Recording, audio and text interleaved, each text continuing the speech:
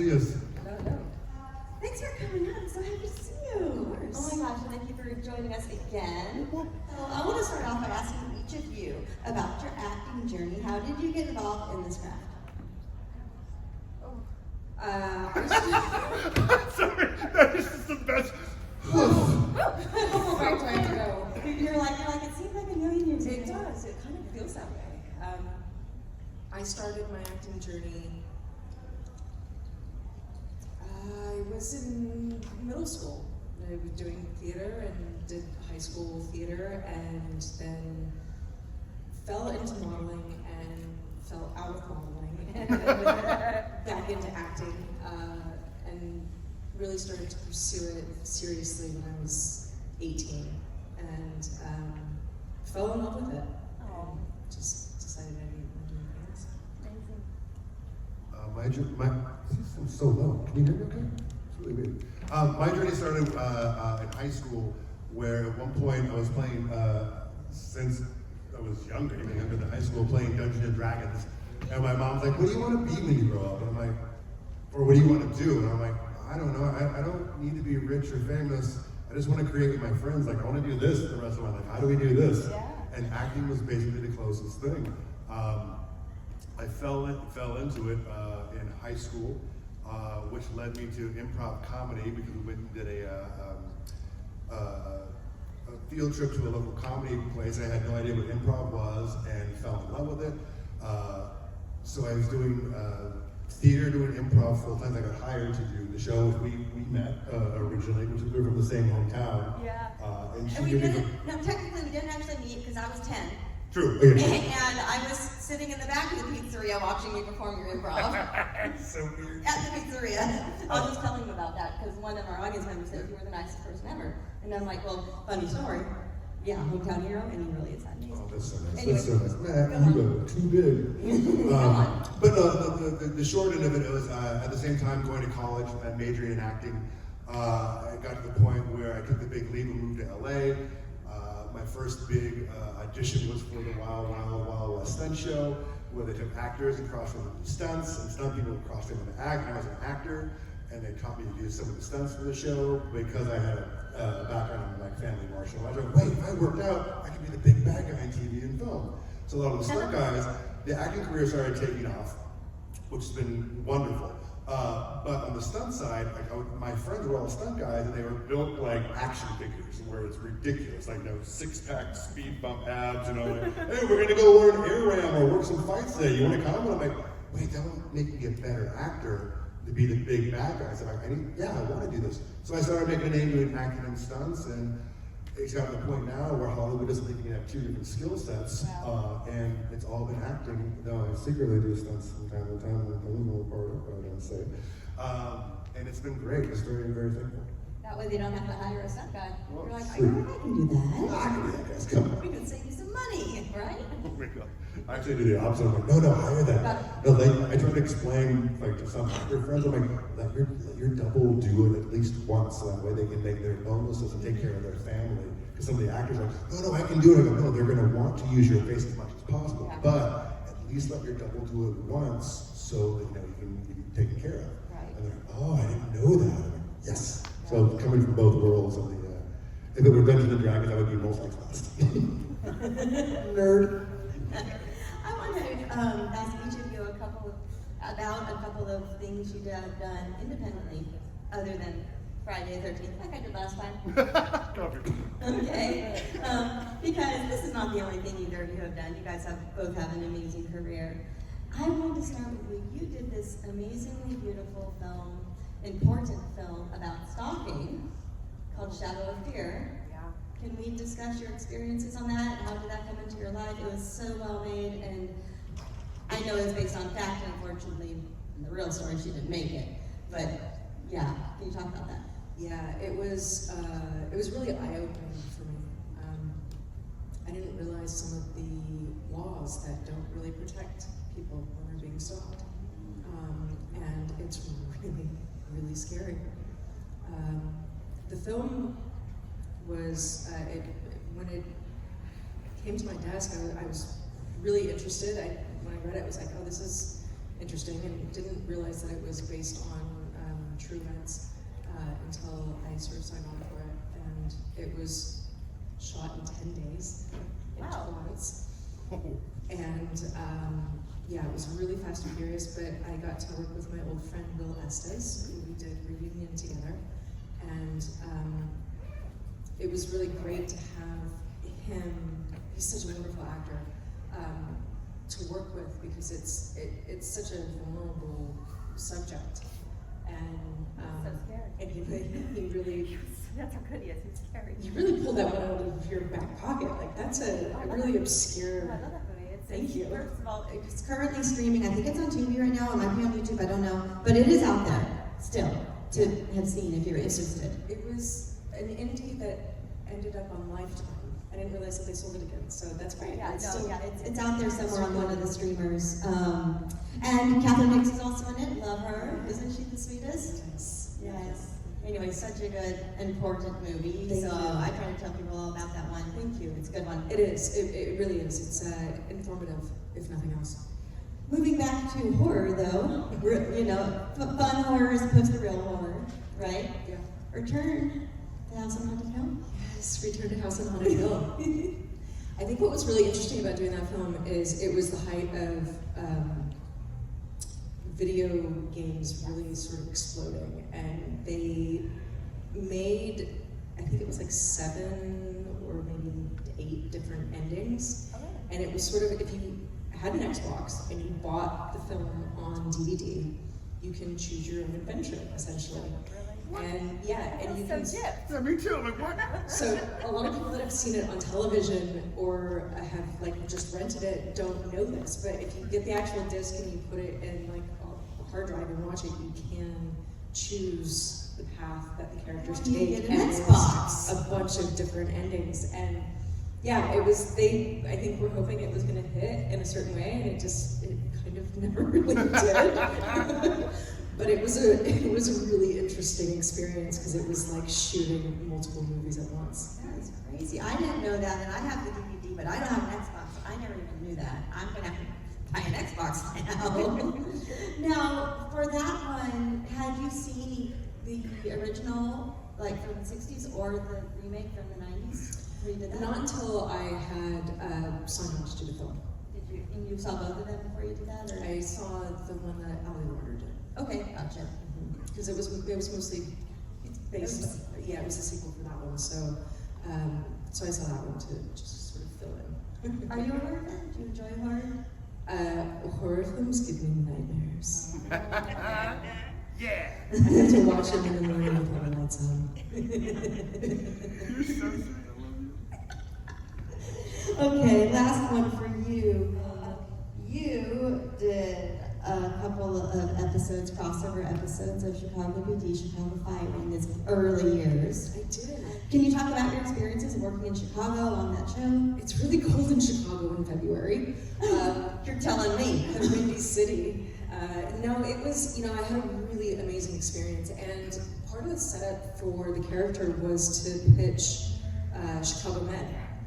And so it was sort of like a pilot for Med without being a pilot. And it was their version of a pilot so that they could pitch it to the network to get Med to series. And yeah, it was a really interesting time for me. I had a young child, and so she was a pediatric doctor. And so there was all these like sort of little things that kind of I was able to lace into the character, and I had just come off the Mentalist as well, and it was a really great group of people, and it was a fun project to be a part of, but it was just a short stint. Right. Yeah. Well, Med didn't take right away. Like 5 years later, it happened, right? But eventually Eventually it did. Eventually it did. Yeah. So, not bad. All right, so are you ready? Yeah. I've seen a fire before. I've seen a police officer. This is awesome. So, your career in acting, playing monsters, all of it is so overwhelming to look at. So, Thank you. yes. I just pulled a few out. Can we talk about Dead Snow 2? I will lose my mind. I love that so much. Yes. Can we please? Yeah. Can I tell you stories? You Tell want me to ask me a everything, question? anything and everything you want to tell Can I tell you how I got involved in it? And also will tie into the fandom, which is pretty cool. Please. So I try to explain to people how strange my life is. Where at one point I'm at home watching Dead Snow 1 on Netflix, which is in Norwegian and with subtitles. And those of you who don't know what Dead Snow is, it's a Norwegian Nazi zombie movie in the snow. Crazy. As I'm watching, I'm like, oh my God, these Norwegian cats really understand the balance between violence and humor. And I go, these are the two sides of my coin. I'm like, oh man, I would love to work with them someday. And if you haven't seen the film before, it's very much like Evil Dead 2, where it's not sold as a comedy. It starts dead serious, but as it continues, it gets campier and campier, and on purpose.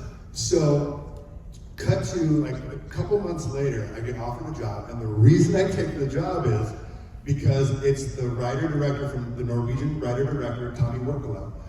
It's his first big U.S. feature, like multi-million-dollar show, and I was like, what? That's him? And so I got cast as Edward the Troll, where it's called Hansel and Gretel Witch Hunters, with Jeremy Renner and Gemma Arvidsson.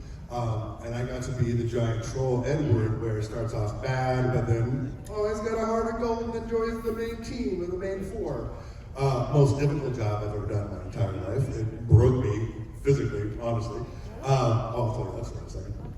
But the weird full circle was, at one point, I'm in a pub. We shot 3 months in Berlin. I'm in a pub in Berlin where Tommy hired, he couldn't put them in bigger parts, but he hired all his friends from Dead Snow as smaller parts of the film, and we're all hanging out in a pub in Berlin, and at one point, a guy walks over and he's like, hello, Derek, I am a producer from Dead Snow, and a lot of people do not know, but we are going to do Dead Snow 2. We are big fans of your work, and we know that you like Dead Snow, so we have written you a part for Dead Snow 2 that we would like you to come to Norway to shoot. And I'm like, what? Can we leave now? Because I'm a huge horror nerd, and I love that series. And if the first one is Evil Dead 2, Dead Snow 2 is Army of Darkness on steroids, bonkers. Like, my wife is like crazy about it. Anytime it comes on, like, can we just watch it? I know you're in it, but yeah, fuck that. Can we just watch it? I'm like, yeah, cool. If you get a chance, I don't know I think it's free on Tubi now. It is so much fun. But the other part of the story was, while I was filming I'm wearing this suit that is so unbelievable. I'm like a 9-foot tall troll. I have a fully animatronic head. The studio wants to CG the character from the get-go. We assembled the right team together over at Spectral Motion. We're like, oh, we're gonna do this practical. They're like, you're crazy. No, we're gonna pull this off. It was so heavy, and it was so big. I was like an MMA fight shape. Week 1 out of a 3-month shoot, herniated disc in my neck pops. And they're panicking, going, what do we do? What do we do? Like, and I go, okay, well, we have to shoot tomorrow. And I go, look, I've been training with these guys for so long. I go, it's not gonna work. And I go, okay. And I go, look, I told you in the very beginning, I would give you blood. I go, this is the time to put up or shut up. And I go, we're gonna shoot this, and we're gonna push through. And they're like, Derek, every time we put that, I think it's like 180 pounds altogether. Every time we put that helmet on, it's gonna crush your spine, and it's gonna be excruciating. I go, yeah, I'm aware of that. So my whole right side atrophied. Like I could do like so many pull-ups, like slow pull-ups before. I couldn't do one. It took me almost a year to heal. And while we were filming, I would get those like, the way I describe it, if you've seen Empire Strikes Back, when Han Solo is captured in Bespin, and the giant needles come in and he gets stabbed. I have those all on my back, like those giant needles. I got like epidurals like stuck over and over again. I couldn't move like very well at all. At one point, a guy's putting my suit on. He moved my arm this much, and I screamed. And I go, "You have to tell me, dude." And he's like, "Cool." But so rewarding. We pulled it off. Like we were doing things. So much of it was me doing acting blind, and then having chemistry with somebody inside this giant Death Iron Maiden suit. incredibly difficult, but we pulled it off, and when you watch it, it is the most articulate animatronic thing I've ever experienced or seen, and it's really, really cool. But yeah, that was a crazy, crazy time in my life. It's And a still, complete definition to artist pain. what was that? It's like a completely different artist pain. Oh, definition. brutal. Yeah, it was. Yeah, there were so many times where, like, not sleeping, I couldn't do. I basically had a broken neck in a sense. That's crazy. But we pulled it off as a team, and the movie came out, and it was accepted. That's dedication. Yeah, it was Right. brutal. Yeah. Oh, yeah. There's an old adage on the stunt side. It's called "Pain is temporary, but film is forever." Yes, it is. So it's like suck it up. That's right. Now, you worked with John Carpenter in Masters of Horror. Is that true? Yes. Because I read that on the internet, so Yeah. it might not be true. Yeah, no. Can you it's talk cool. about that experience? As you know, I'm a horror nerd. It was, I was up for a different film at the time, and they never locked me in. And then Howard Berger from K&B calls up, and he goes, "Hey, you want to come to Canada and do a Master of Horrors episode with Carpenter and Ron Perlman?" I'm like, "Do I get on the flight right now, or how do we do this? Do I pay you? What's the deal?" And he goes, "No. So, long story short, I got to work with John Carpenter. We did an episode called Pro-Life, which was a controversial episode, if you can imagine why. But it was such a cool experience because it was the first time, I was supposed to go up for the first season for a different character, but unless you were the main star, Canada wouldn't pay for another person to come up because they had to match you with another actor, one of their actors, just as a pay scale, so we're not taking Canadian work away. So when the second one came out, it was a big deal to have me come up, and also at the time, they made an A-list like monster suit for me to wear that is like, at the time, a lot of times the TV quality would be less than feature. They made a full-blown feature suit for this episode for Carpenter. And it was a big thing. Like, no, we got this guy coming up, he's gonna be great. So I show up, and it was a huge issue where we did a dog and pony show where what that means is we had all the producers come out and they wanted to see, what the suit looked like, and how it moved, and kind of give an example of what it was supposed to be. So I'll act it out. So what happens is, Howard puts on my helmet, I get locked in. The producers, it's like Mick Garris, by the way, like horror icon, Carpenter, other people, like crazy. So Howard's like in my ear, like, "Okay, man, you ready for this? You psyched? Yeah, you got this? Yeah, no. Okay, here we go. Let's do it." And he walks back over and hangs out with the producers. And I'm in this suit, and I walk out, and they're watching me, and they're just doing this. And they go, "Okay, Derek, and action." And I go, "Roar. I'm gonna get you. The producers are dead silent. They're like, Howard goes, "Pardon me one moment." And he walks over and goes, "You motherfucker." He goes, A, fucking hilarious. B, do your goddamn job. And he hits me in the back of the head. And I come back up, I'm doing my way thing. And they're like, "Oh, pretty good. Oh, okay. Oh, it looks great. Oh, it looks great." And Howard's just shaking his head, looking at me, smiling the entire time. And I'm like, "Yeah, that's how I got introduced to John Carpenter. Like, hey guys, nice to meet you. Like, just fucking around. Oh, I'm not fired? Let's go." So crazy. But one cool thing about Carpenter, I thought was so freaking cool. The whole show takes place inside of a hospital. And as I'm looking at it, I'm walking around with the AD and he's showing me around. And there's different, fake, sets set up around the studio. We walk by one of the places, and there's like a fake fire facade. There is a coat rack with a velvet jacket hanging, off of it. There's a velour painting above the fireplace, and I'm like, "Where in the script is this? I don't remember this." And then he goes, "Oh, no, that's John's thinking area." I'm like, "What? What is that?" And he goes, "Oh, in between, he'll go and have smoke. He'll put his jacket on, and he'll sit in this giant velour chair in front of a fake fireplace and smoke and think about what's happening." I'm like, "No." So later on in the day, if the restrooms are by Amanda, this way, this is where the fire facade is. Dum Dum Derek does this, like, I'm gonna go to the restroom, and John's sitting there, and I'm like, and I turn and I look at John, and John just like, John is, and I look at him, and I go like, thank you, John. And he goes, like the eyebrow goes up, like, what? Why? And I go, I had a certain, as a fan, I had a certain expectation about you and how your eccentricity and like how you are as a person. This is above and beyond what I have thought, and I love it. And he goes,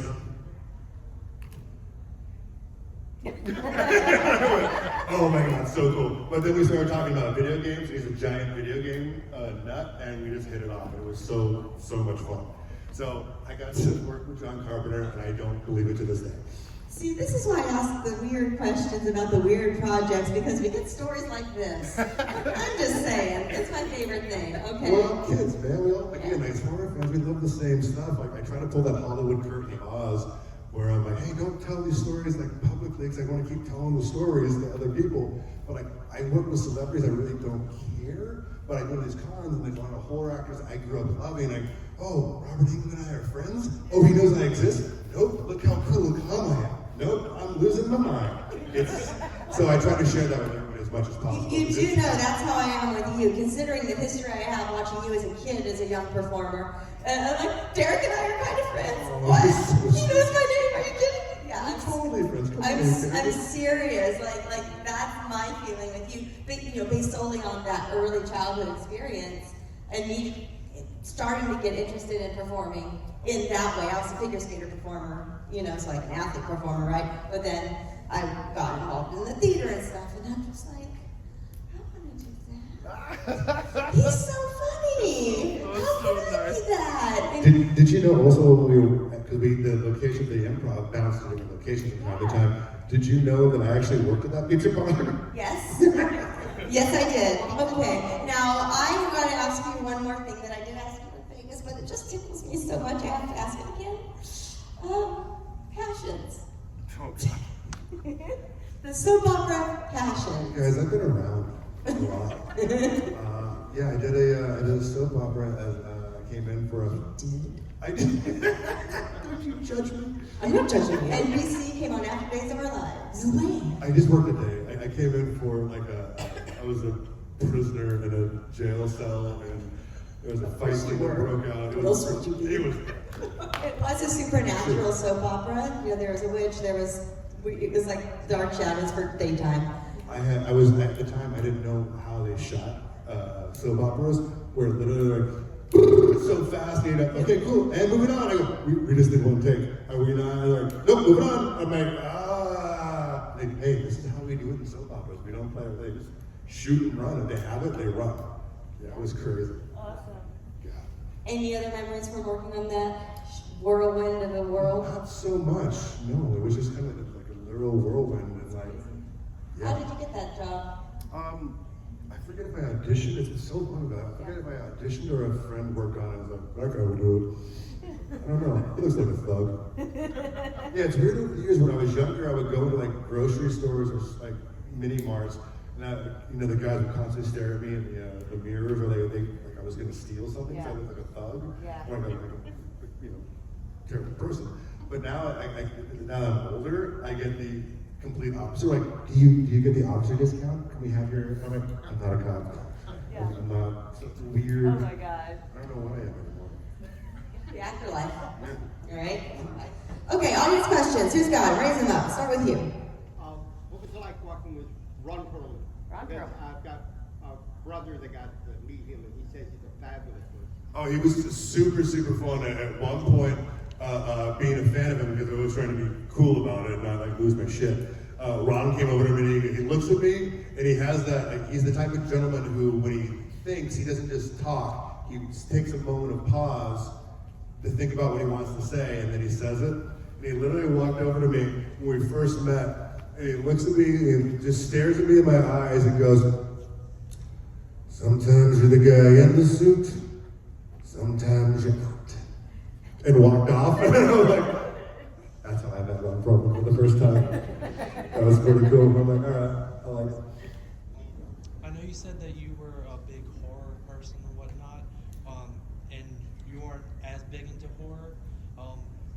were you guys into the Friday the 13th franchise before the 2009 remake? I watched the first one when I booked the job. And I had seen some of them when I was a kid. I was really too young, and my mom would always be like, close your eyes, don't watch this part. And was traumatized for life. So I have never really been a horror fan, but I appreciate the horror fandom and the loyalty and how great the fans are with horror films. For myself, two things scared me as a child. One was the Bigfoot from $6 Million Man, which was Andre the Giant. And the other thing that gave me nightmares was Jason Voorhees. I always considered myself a horror fan before being an actor, because as a child, Friday the 13th is my favorite franchise, Jason's my favorite horror character. There are times, because I grew up with, I still have alopecia, though I can grow weird facial hair now, which is weird. But my hair would fall out when I was younger, so emotionally I was trying to figure out, it started happening in grammar school, figuring out who I was, because my hair would grow in, then it would fall out, would grow in, I'm like emotionally up and down, like, oh, I'm different, I'm a monster. And when I watched part 4 on the old school, like rent, VHS, and when Corey Feldman comes downstairs and he shaved his head to look like Jason, that's actually what I looked like at the time, because I had little tufts of hair growing here and there, and I was like, oh wow, like I'm like a little version of Jason, like, oh, that's okay, that's cool. It's a total mind tweak as an adult. Now I get to play that character and give a whole new generation nightmares. It's really mind blowing. So very, very grateful and thankful, and also thankful for everyone's love and support all these years. It's been phenomenal. So. You did step into like an impossible situation. It's so hard to take over characters like that, especially like Kane played it for so long. So we were used to seeing Kane, and then we had Freddy versus Jason, and then you, right? And so it's like, oh, fuck it up. Right? That's a lot of pressure. Yeah, it's crazy. Because as artists, like, we all take it. If we all play Peter Pan in this room, we're all going to do something different because of our different life experiences and what we bring to the table. So it's never a competition. Sometimes fans will come over and, oh, someone says my favorite. I go, oh, it's not a competition. Like who you like. Because a lot of times the guy that you like is the one that brought you to the series. And anytime I do a reboot, I've been lucky to reboot a lot of iconic characters. When I meet with producers, I try to explain to them if they haven't done something like that before, I go, you have to be respectful to the fandom that brought that IP to where it currently is, but you have to take a risk for a whole new generation of newer fans who are younger, who have no idea what this is. So you put some sort of new spin on it, but the hope is, and always in my opinion is, that new generation likes that new one so much that they'll go back and watch the originals, all of them, and now you're part of the family. And a lot of times, I get so excited when fans come to the table, because a lot of times when someone tells me that, that was the first one I saw, I go, did you go back and watch the originals? And they're like, oh yeah. I'm like, oh, mission accomplished. That's exactly, welcome to the family. So very, very lucky. But also, it's a wild experience, because when we did 09, everyone, if you know, all the actors are stellar actors, and everyone's like blown up since then. But we're all still friends, and we all still communicate, and no one has an attitude. No one's like, do you know who I am? And like, no, hey, remember when we did that? Like, there's a time when Amanda on set stood up for me, which was so nice, because we were in the scene when she was chained up. I don't know if you remember this. I don't. Oh, awesome. There's a time when she's chained up, and we were doing a scene with that emotional scene where Jason is confused because he doesn't know his mother's only tied to love in the entire world, and she's no longer here. And so with her, he's confused, going like, I love you, you're my mother, I want to be, but also, you're the one that killed my mother, I want to destroy you. And so he's not taking we were, oh, he doesn't take hostages. That's not what's happening. He doesn't know what to do with her, because emotionally, he's like, I want the love, but I also want to kill you, what do I do? And so when she would get into character, I've known Amanda's worked with her, and hung out with her on the show, even on the off times, a lot of us were hanging out, and loving who she is as a person, and she would get into this emotional state, such a professional. She would lock into the zone, and she would weep and like get in that zone. It would hurt me listening to her do that. And while we're doing the scene, or I'm just side note, if you notice when I hit like the gate behind her or whatever, like, at one point, somebody off camera was talking out loud and making a joke or something, and Amanda, like, during my coverage, and Amanda turns to me, shut the fuck up, like, why the fuck would you do that? Like, because like, she was basically going like, just because he's wearing a mask, like, he's an actor, like, give him fucking the respect, like, if he's doing it, you don't see what he's doing, they weren't watching.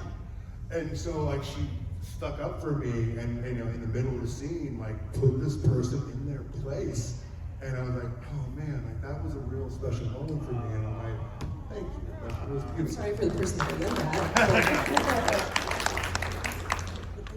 I think it's, you know, when you're doing those emotional scenes, it's so hard to stay in that place. And, you know, I think sometimes the crew can lose sight of what it is that we do as actors, and the emotional space that we have to live in order to give the performance that is going to be on film forever.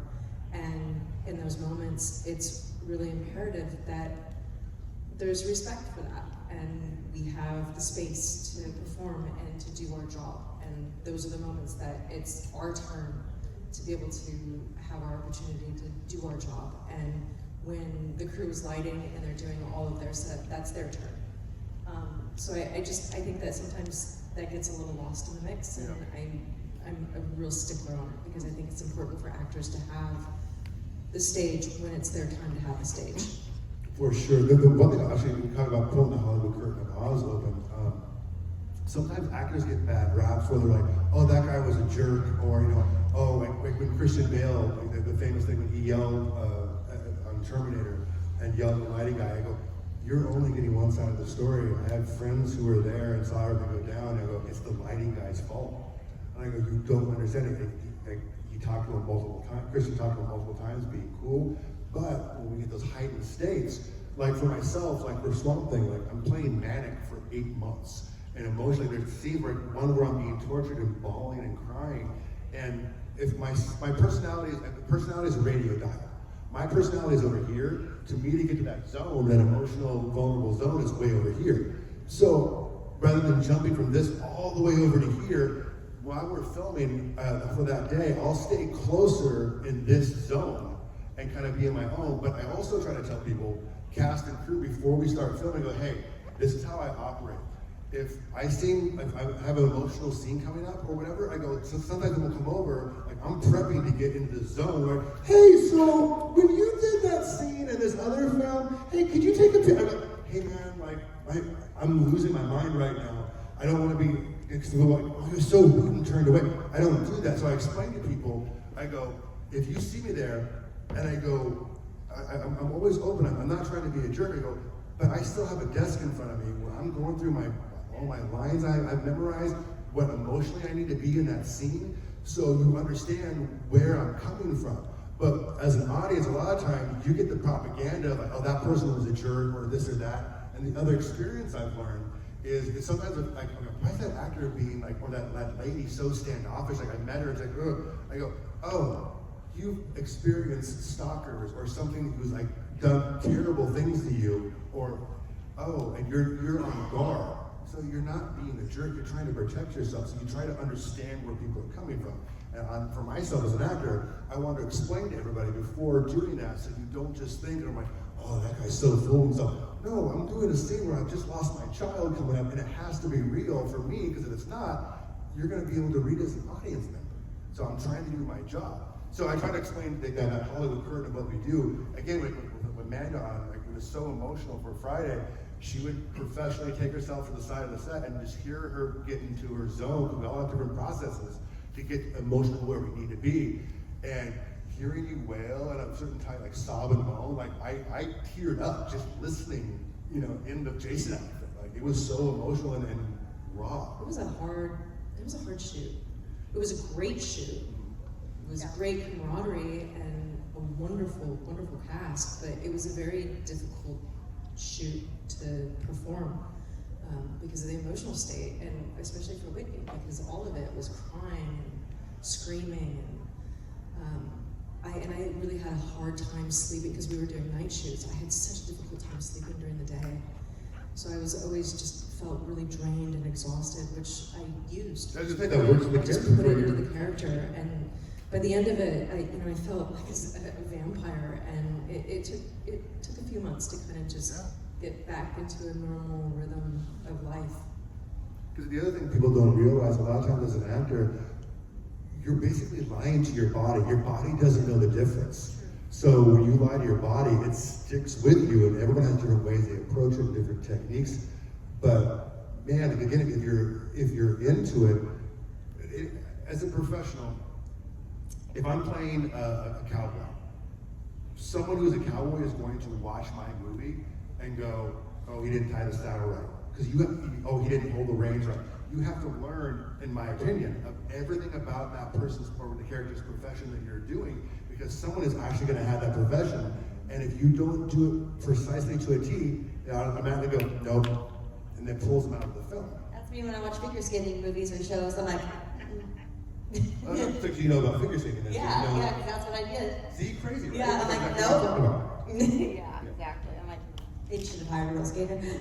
that's every time I'm like, Anyone over here? Yes. Yes, Derek. Your roles often involve playing big, intimidating characters. How do you bring emotion and depth to these performances, especially while you're wearing heavy prosthetics? Honestly, like it's finding the sense of acting, the emotional truth of the character. Where especially for villains, like no villain sees themselves as a villain.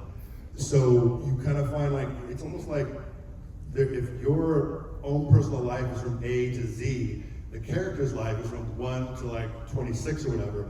You find where to kind of like blend the two together. But it's almost like you're making justifications of lying to yourself. Like I would never go and like be a total jerk to someone out of nowhere and try to fight somebody. But if I lie to myself, going like, "Hey, that guy just kicked your dog that you love so much," I'm like, "The fuck did you do, dude?" Like, I will rip your goddamn head off. Like, and so you use your different experiences. I try to tell other younger actors, I go, whatever life experience, pro or con that you have, that's your paint for your palette to paint from. Anytime I'm going through something tough in my life, or emotional, or emotional breakup or something with someone, I'm going, even though I feel like I'm at the bottom of where I am in life, I'm like, wait, this is something that I can use, the positives, the cup half full side is, I can use this later on for my work, because now I've experienced that, and I know what it feels like, so it just adds more color to your palette. Any other questions up there? Right there? Since you guys have both done episodic TV and like blockbuster movies, what's the big difference for you in doing each of them, and which one you prefer? I think they each have their pros and cons. I think with episodic television, you get the scripts very last minute. When I was filming The Mentalist, we normally typically it'd be like 5 days before we would start filming. We would get the first script, but there would be multiple changes, and we would even sometimes get changes on the day that we were filming.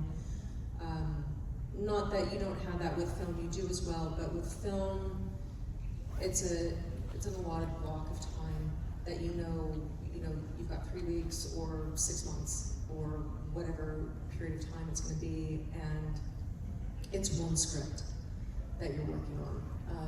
Whereas episodic, it's constantly in flux, and sometimes things will change based on what the audience is responding to and what they're not responding to. And they'll take things into the writer's room and be like, this is really not working, just the audience is not responding to it. And I think especially now with streaming, it avails the producers to see what's trending and what works and what doesn't. And so it informs them how they're gonna sort of make the progress of the show go, or which direction they're gonna go with it. So they're two different mediums. I don't know if I prefer one over the other. Now that I've done both, I feel like when I was doing television, I just wanted to do film. Now that I've done film, I'm like, I kind of like television. I kind of waffle back and forth between the two. For me, it's mostly about the character and finding a character that keeps me engaged and has growth and a really interesting arc. That's a great answer. Also, I love how deep we're getting in all this. Like, it's super fun. Just wait till you hear my final question. I agree with Amanda. Especially the time essence with film, you have locked off time and you know what you're doing, you know what your character is. And with doing TV, even your personal life, it's like the analogy I use is a conveyor belt, where episode 1, as it's coming up, we're about to shoot. I'm soft memorizing now. While we're shooting episode 1 of the series, when I get off work, I'm going home and I'm still working because now I'm soft memorizing episode 2. And so as we're finishing 1, then now we're going into 2. I'm doing the same thing. I'm now applying what I've learned for 2. Now I'm soft memorizing 3. So when people are like, hey, we're in town, we're gonna come hang out, I go, guys, I have no time because it's go, go, go, go, go, go, go, go, go. And It's grueling. It's Television, brutal. well, they don't really do it like when I was on The Mentalist, we did 24 episodes a season. And so we were filming 10 months out of the year. And they don't really do TV like that anymore. Because most of the streamers are, 10 episodes. But that kind of schedule it's really, really difficult for the crew. yeah. And especially when you're doing 16-hour days, 5 days a week for 10 months out of the year, it's really hard. But you become like a family. You're with each other all day long, every day. And I think when I was in it, there were times I was like, oh, this is so exhausting. But now I'm like, I kind of miss it. There's an insulated sort of family dynamic that you kind of get accustomed to. Well, it's kind of like, the Yeah. symbolism is like being in not in the same extent, of course, not downplaying war, but you're in the mix and like things are going wrong, you're problem solving. People, sometimes they cast out a personality because like when you're week 4 and you're something's gonna go wrong eventually and people are gonna get on each other's nerves or like something, it gets crazy, but when you kind of survive these grueling schedules because you're away from your family a lot of the time, you don't get to be here, you don't know what your days are gonna be, you don't just have an 8-hour day. Yeah. And there's always some problem, some fire you're putting out somewhere, and it just gets so draining, but when There's a dynamic that's born yeah, in that chaos. yeah. That I think is very unique to itself. And each project has its own unique dynamic of fires to put out. Yeah, yeah, for sure. But it's that bonding going, like it's almost like the stress bonding where it's like, oh yeah, I was there too. We survived. You survived, very cool. Yeah. But again, we're so lucky to do what we do because with TV and film, in my opinion, we're telling modern myths, modern mythology. So with story in general, in my opinion, the reason we have a story is to let somebody know we have it just as bad or worse than we do, or have an escapism, but ultimately go, hey, it's gonna be okay. And so you learn from other people, or like, even as kids, when you're like, oh, I got picked on by the bully, but oh wait, what would Batman do? Batman would do this, like, I'm gonna stand up and like, so we learn, as humans from each other, from our own, modern mythologies. So that's what we're doing. So to wrap it up, you just touched on it. You guys have both done a lot of different things that are very important to a lot of people, right? Whether it's J.C. Voorhees or a movie about stalking, which I know touches everybody, right? Or playing a heroine in a Friday the 13th movie, right? I thought you said playing with heroin. I'm like, what? Either Oh, or. yeah, we're playing with heroin. Oh, no, that's bad. You're like, wait, I missed that. Sorry, I'm so sorry. I missed that. What do you guys want your legacy to be? What do you want your legacy to be? Go ahead, Derek. I'm really not worried about my legacy at all. Like, my whole thing is like, I feel my purpose in life is to tell story. And I'm in a very lucky situation, like I keep saying, I'm a fan representing the fans. And again, I want to open up as much as my experience to share with other people.